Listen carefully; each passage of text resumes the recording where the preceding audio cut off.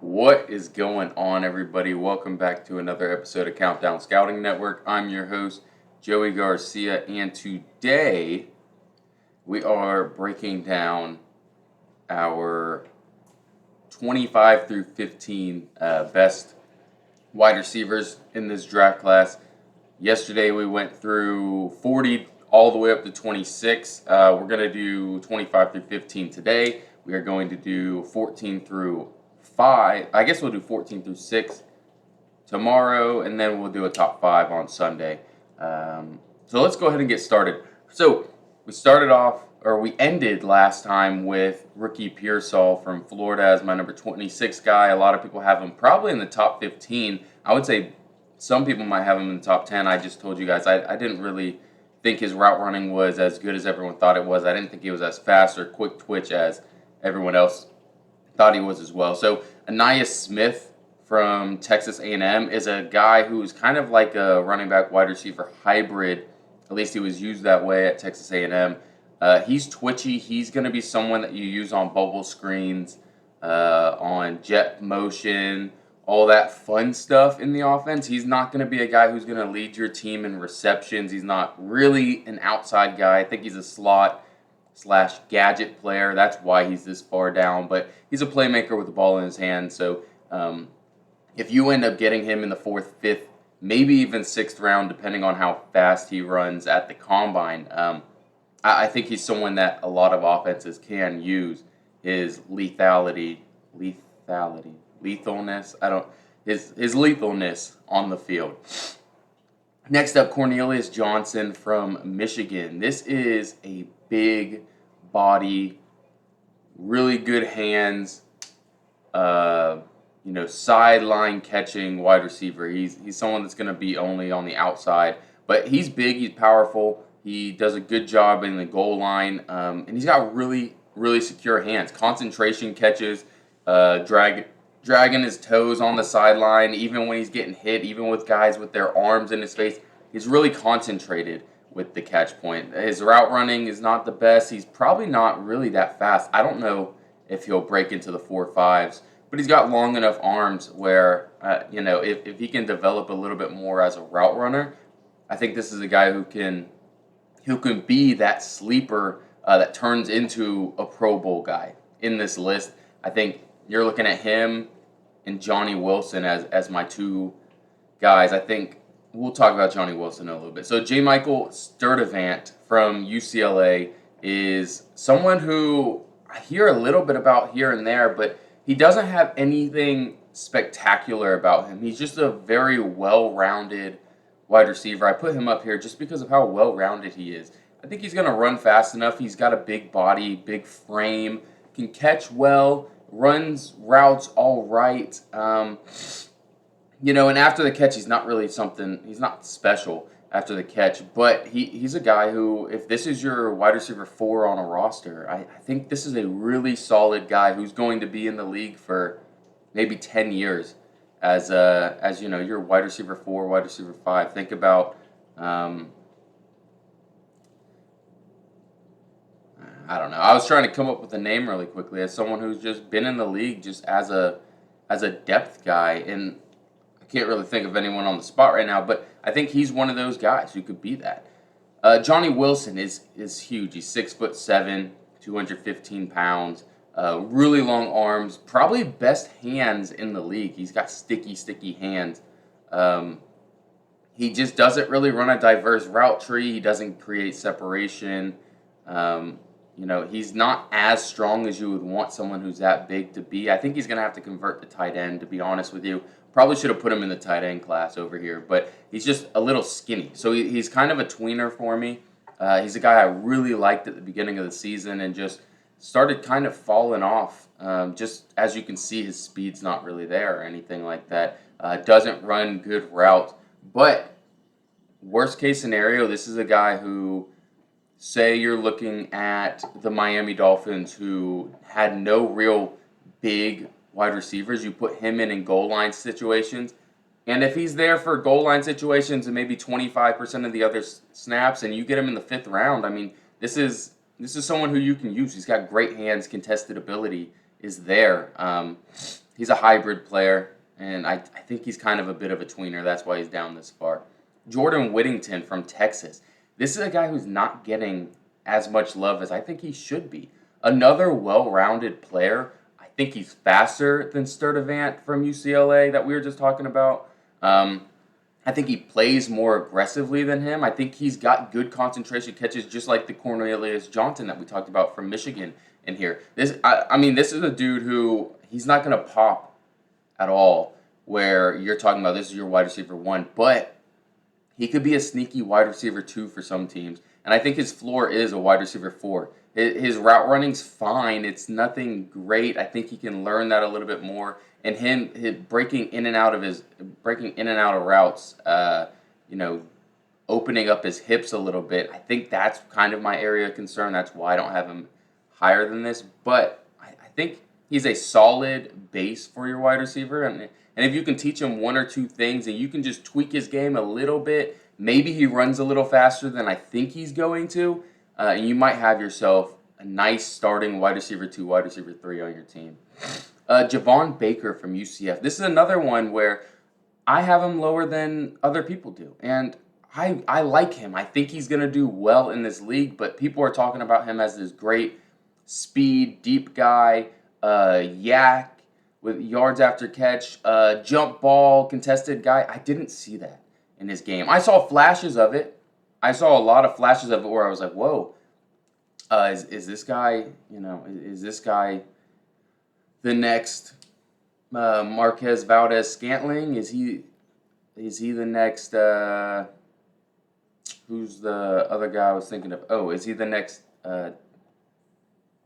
Seattle guy? The Seattle Seahawks, Tyler, whatever his name is, I can't even think of. I'm blanking on names right now. I apologize. I was just working. So, is he one of those? I don't know. I see a lot of drops. When he has the ball in his hands, he can make some stuff happen, but it's not crazy yards after catch. He's not popping off every single time he's dangerous on bubble screens. I don't think he can run bubble screens. He doesn't have a diverse route tree. I think he's fast enough, but he's got a lot of drops. He makes a few nice highlight catches, but then other times he just drops the simple balls. So I like him. I think if he can get the drop issue down, I think he can be a really, really talented wide receiver in this league. He kind of reminds me of Gabe Davis from UCF, except faster, where I was talking about Gabe Davis is a guy who is just a vertical guy who's not really as fast. I think Javon Baker is a little faster. I don't think he has a diverse route tree, just like I didn't think Gabe Davis did, but he developed that when he got into the league. So I think he could end up being a really talented wide receiver. Malik Washington from Virginia. This one is another my guy. I know last week we talked about a lot of my guys. This one at 19, Malik Washington from Virginia. He's a slot only, but he's yards after catch machine. You want to get this kid the ball in space because he will make a couple guys miss and he'll be down the sideline. He's a slot-only guy. I don't think you really want him running deep, anything like that. I think right now it's all underneath, intermediate. Maybe you start getting that into his game, but right now I think he's a gadget guy that can turn out to be more. But right now, when he first gets into the league, you just need to get him the ball in space, watch him work.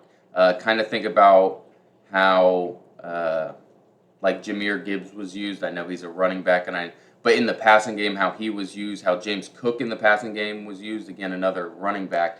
But just get them the ball on bubbles, on pops, on slants, on drags, on jet motions, and just let them go to work. That's kind of really what I want to see at the beginning. But he's a dude who, honestly, I think you could look at him as a top 5 wide receiver in this class when it's all said and done. It's just right now he's got to slowly build up to that.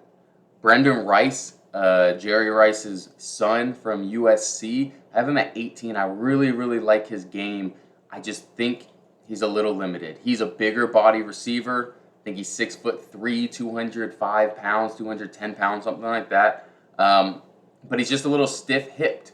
It looks like he knows what he's doing as a route runner, what he wants to do, but you don't see him get in and out of breaks as quickly as you would want him to. After the catch, he's nice after the catch, but he's nothing really special. He's got really good hands, though. He has really, really good hands, and that's why I have him here. I don't think he's the fastest guy. but he makes good contested catches.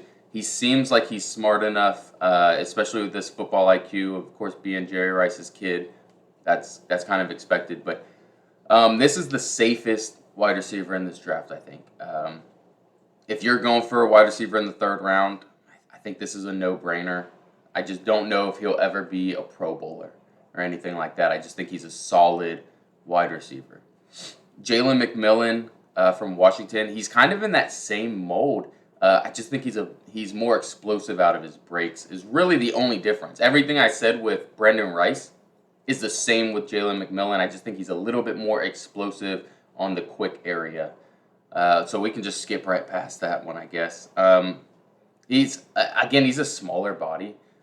He's smaller than Brendan Rice is, but it's all really the same. I think he's probably just a slot guy, but everything with crisp, knowing where he needs to go with the DBs and everything like that is really good with Jalen McMillan. Jalen Polk is a guy I really, really liked at the beginning of the season. Again, there's a lot of very talented Washington running backs, and I don't know who their wide receiver coach is, but he did a really good job. I think the top two wide receiver coaches in the league, in college right now would have to be Ohio State's wide receiver coach with Brian Hartline, and then whoever Washington's coach is, because at least this year's class is a lot of Washington guys, and they're all very, very talented. So Jalen Polk is one of those guys. I think he's probably just going to play on the outside, but he might have a little inside-outside versatility. He's got a good release. Maybe his hands aren't that as good. Maybe he doesn't have the best speed on him, but he's a very reliable wide receiver. This is a deep wide receiver class, and it's mostly because a lot of these guys are at least proficient in the majority of what you're looking for a wide receiver. So there's going to be some of these guys who are amazing contested catch guys, or some of them that have elite speed or yards after catch. But for the most part, in this middle section that we're talking about right here, they've got decent route running. They can create a little bit of separation. They understand the game, and they have good enough catching, body control, contested catch ability, and okay speed. That's basically all these guys. So it might sound like I'm saying the same thing for every single person, but it's just because this middle section, there's not much separation between a lot of these guys. And then we got Xavier Worthy to finish out this video. Xavier Worthy from Texas. I love this dude coming out. Summer scouting. I know I talked about him a lot. I think I had him as my wide receiver 4 in summer scouting. He's a small dude, but he's feisty. He plays like he's 6'1", 200 pounds, but I think he's probably 5'8", 165. Like if that, maybe he's 5'7", 165. So he's a smaller guy, but he's super twitchy.